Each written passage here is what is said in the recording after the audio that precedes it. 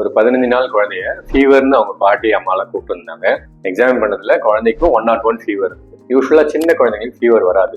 என்னன்னு நம்ம விசாரிச்சப்போ குழந்தைய டெய்லி மார்னிங் ஒரு 1 hour, ஈவினிங் 1 hour ஜாண்டிஸ் குறைக்கணும் அப்படின்றதுக்காக சன்லைட்ல காமிக்கிறோம் அப்படின்னு சொன்னாங்க. ஸோ இது வந்து ரொம்ப டேஞ்சரஸான ஒரு விஷயம். சின்ன குழந்தைங்களை நியூபார்ன் பேபிஸை ஜென்ரலா சன்லைட்ல காட்டக்கூடாது டைரக்டா.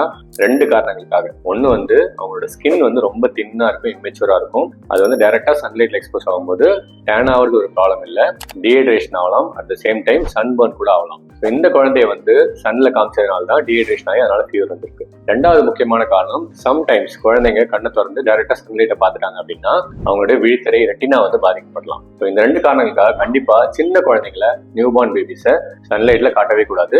ஜாண்டிஸ் பொறுத்த வரைக்கும் நீங்க ஒழுங்கா ஃபீட் பண்ணாலே தானா குறைஞ்சிரும்.